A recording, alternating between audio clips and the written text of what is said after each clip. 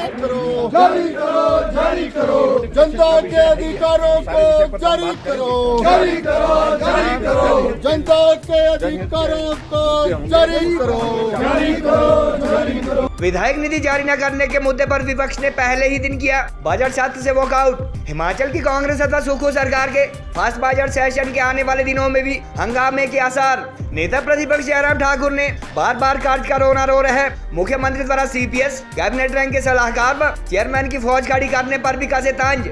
जयराम ठाकुर के अनुसार विधायक निधि की आखिरी किस्त रोके जाने से सत्ताधारी दल कांग्रेस के विधायक भी है नाराज। मीडिया से बातचीत में पूर्व सीएम ने कांग्रेस विधायक द्वारा अपनी ही सरकार अथवा सीएम के खिलाफ की गई शिकायत का भी जिक्र किया। सीएम सुखविंदर सिंह सुक्खू ने बजट सेशन के पहले ही दिन विपक्ष के वॉकआउट को बताया दुर्भाग्यपूर्ण। बजट सत्र के लिए मुख्यमंत्री का दिल्ली के सीएम की तरह अपनी पुरानी ऑल्टो कार में पहुंचना भी चर्चा में रहा। हिमाचल की कांग्रेस अथवा सुखविंदर सुक्खू सरकार के बजट सत्र के पहले ही दिन विधायक निधि की आखिरी किस्त जारी न किए जाने के मुद्दे पर विपक्ष द्वारा सदन से वॉकआउट किया गया। प्रश्नकाल से पहले भाजपा अथवा विपक्ष द्वारा विधायक निधि रोके जाने के मुद्दे पर नियम 67 के तहत काम रोको प्रस्ताव लाया गया और इस पर चर्चा को मंजूरी न मिलने अथवा सरकार के गोलमोल जवाब पर उखड़े विपक्ष ने नारेबाजी करते हुए सदन से वॉकआउट किया। नेता प्रतिपक्ष एवं पूर्व मुख्यमंत्री जयराम ठाकुर के नेतृत्व में भाजपा विधायकों ने एमएलए निधि रोके जाने के मुद्दे पर मुख्यमंत्री व सरकार के खिलाफ जमकर नारेबाजी भी की। पूर्व मुख्यमंत्री एवं नेता प्रतिपक्ष जयराम ठाकुर ने मीडिया से बातचीत करते हुए कहा कि उनकी सरकार ने विधायक निधि को बढ़ाकर 1 से 2 करोड़ किया और 3 किस्तें जारी होने के बाद 50 लाख की आखिरी किस्त नियमानुसार चुनाव के बाद अथवा 31 मार्च से पहले जारी होनी थी। उन्होंने कहा कि प्रदेश के सभी 68 विधायक लोगों की मांगों के अनुसार अपने क्षेत्रों में जाकर घोषणाएं तो कर रहे हैं, मगर सुक्खू सरकार द्वारा विधायक निधि के नाम पर फूटी कौड़ी भी जारी न किए जाने के चलते वह अपने हलकों में पहले की तरह विकास करवाने में असमर्थ है, जिससे लोगों में भी नाराजगी है। उन्होंने कहा कि न केवल भाजपा व विपक्ष के विधायकों द्वारा यह मुद्दा उठाया जा रहा है, बल्कि सत्ताधारी दल कांग्रेस के एमएलए भी नियमानुसार यह राशि जारी करने की बात कर रहे हैं और कांग्रेस के एक विधायक द्वारा तो अपनी ही सरकार तो मुख्यमंत्री के खिलाफ पीसीसी अध्यक्ष से शिकायत की जा चुकी है। उन्होंने कहा कि बार बार कार्य अथवा घाटे का रोना रोने वाले मुख्यमंत्री को विकास कार्य अथवा विधायक निधि रोकने की बजाय खर्च कम करने के लिए सीपीएस कैबिनेट रैंक के सलाहकार व चेयरमैन तथा डिप्टी सीएम की तैनाती की नई परंपरा शुरू नहीं करनी चाहिए थी और सीपीएस व उनकी कैबिनेट रैंक की फौज पर खर्च होने वाले जनता व सरकार के पैसे की बचत करनी चाहिए थी। पूर्व सरकार के कार्यकाल के 650 के करीब संस्थान अथवा ऑफिस बंद किए जाने के मुद्दे पर भी जयराम ठाकुर ने मुख्यमंत्री व उनकी सरकार पर तंज कसे और इस गवर्नमेंट को जन विरोधी करार दिया। गत 11 दिसंबर को मुख्यमंत्री पद की शपथ लेने वाले सीएम सुखविंदर सुक्खू के शासनकाल के इस पहले बजट सेशन के पहले ही दिन हंगामे से आने वाले दिनों में भी माहौल ऐसा ही रहने की आशंका है और जानकारी के अनुसार विपक्ष 650 संस्थान बंद किए जाने, फर्स्ट कैबिनेट में ओपीएस की बहाली, महिलाओं को 1500 रुपए मासिक पेंशन व 1 लाख नौकरियां दिए जाने का वादा पूरा न होने तथा डीजल पेट्रोल की कीमतें बढ़ाए जाने जैसे मुद्दों को प्रमुखता से उठा सकता है। मुख्यमंत्री सुखविंदर सिंह सुक्खू ने सरकार के पहले बजट सत्र के पहले ही दिन विपक्ष के वॉकआउट को दुर्भाग्यपूर्ण करार देते हुए कहा कि विधायक निधि जैसा छोटा मुद्दा विपक्ष बंद कमरे में बात कर भी सुलझा सकता था और पॉलिटिकल माइलेज लेने के लिए बेकार में सदन में हंगामा खड़ा किया गया।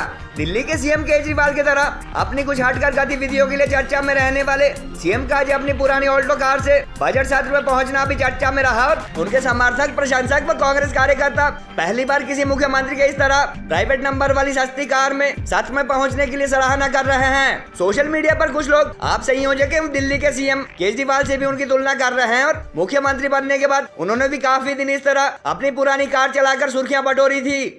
गौरतलब है कि कुछ अर्सा पहले सीएम कुल्लू से उनसे मिलने आई नीलम नेगी नामक 27 वर्षीय युवती को 24 घंटे में घर मुहैया करवाने के आदेशों के चलते भी चर्चा में रहे हैं। हालांकि अब तक नीलम को किसी सरकारी योजना के तहत मकान के लिए जमीन व निर्धारित राशि मिलना तो दूर, सैंक्शन लेटर भी उनके पास नहीं पहुंचा है। बहरहाल सरकार के पहले बजट सत्र के पहले ही दिन विपक्ष अथवा भाजपा द्वारा वॉकआउट किया जाना चर्चा में है और 17 को मुख्यमंत्री द्वारा अपना पहला बजट पेश किया जाएगा। देखिए, ये बहुत ऐतिहासिक घटना है कि हिमाचल प्रदेश में किसी सरकार का बजट सत्र का पहला दिन और पहले दिन ही ऐसी नौबत आ जाए कि विपक्ष को वॉकआउट करना पड़ जाए।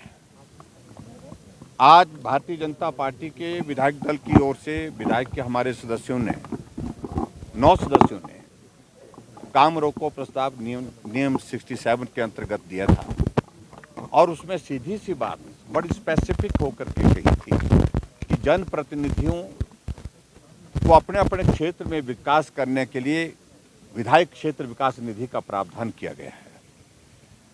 और इस विधायक क्षेत्र विकास निधि को भारतीय जनता पार्टी की सरकार ने लगातार हर वर्ष बढ़ाया है। 1 करोड़ से इसको बढ़ा करके इसको 2 करोड़ तक पहुंचाया। और अभी चुनाव से पहले भारतीय जनता पार्टी की सरकार ने विधायक क्षेत्र विकास निधि के माध्यम से विकास में कोई दिक्कत ना हो, कठिनाई ना हो, हमने 3 किस्तें यानी कि 1.5 करोड़ रुपए जारी कर दिया था। अंतिम किस्त हमेशा चुनाव के परिणाम आने के पश्चात जारी होती है। अंतिम किस्त 50 लाख रुपए की जो जारी करनी थी उसका हम इंतजार करते रहे।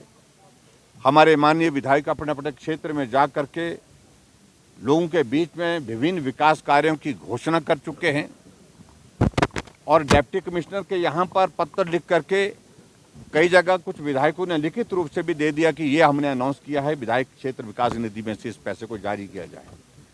लेकिन अभी मालूम पड़ा कि जब एनुअल प्लानिंग की मीटिंग थी उस दौरान मुख्यमंत्री महोदय जी ने वहां पर अपने संबोधन में कहा कि विधायक क्षेत्र विकास निधि की अंतिम किस्त जारी नहीं करेंगे।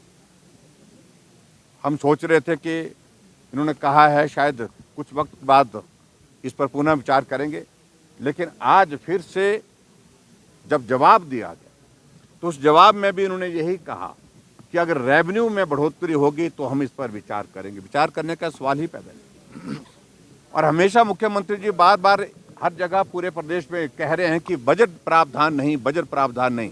मेरी बजट स्पीच है पिछले साल की इसी माननीय सदन में, जब हमने विधायक क्षेत्र विकास निधि को बढ़ा करके 2 करोड़ करने की घोषणा की और 2 करोड़ में से हमने 1.5 करोड़ हमने जारी कर दिया है। 50 लाख रुपए बजट प्रोविजन जो किया गया है उसके अंतर्गत जारी होनी बाकी है। CPS बनाने के लिए वहाँ इनको खर्च जो है वो ध्यान में नहीं आ रहा है। चेयरमैन बनाने के लिए इनको खर्च जो है वो होगा सरकार की ओर से, वो ध्यान में नहीं आ रहा है।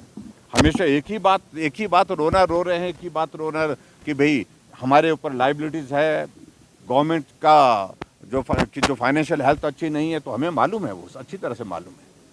आप जो भी करना है अलग जगह से करिए, अलग प्रोविजन करिए, लेकिन जो क्षेत्र के विकास के लिए विधायकों के लिए जो राशि मिलती है विधायक निधि के रूप में, कम से कम उसको जारी करें। और आज जिस प्रकार से सारी चर्चा को फिर हट फिर करके उसी तर्ज पर संस्थान खोल दिए, संस्थान खोले, आपने भी खोले थे, हमने तो चलाए। आपने तो संस्थान खोलने जो 6-6 महीने 8-8 महीने से चले हुए संस्थान वो बंद किए। इसलिए वर्तमान सरकार जिस प्रकार से काम करने का अपना तरीका अख्तियार किए हुए हैं, यही कारण है कि 3 महीने के अंदर परिस्थिति ऐसी बन गई कि हजारों की संख्या में लोग सड़कों पर आ गए। सरकार के खिलाफ चारों तरफ रोष है और भयंकर आक्रोश है। मुझे उनका वॉकआउट करना कुछ नहीं लगा। ये छोटा सा ये विधायक निधि 68 MLO से जुड़ी थी जिसको एक बंद कमरे में किया जा सकता था, लेकिन राजनीतिक लाभ के लेकर है। राजनीतिक लाभ किस चीज़ का? आप जनता की जुड़ी समस्याओं से लाते तो मैं कहता कि आपका काम हम ये काम कर रहे हैं। और इस दृष्टि से बड़ा ये जो बीजेपी ने वॉकआउट किया, उन्हें अपनी रणनीति पर दोबारा भी विचार करना।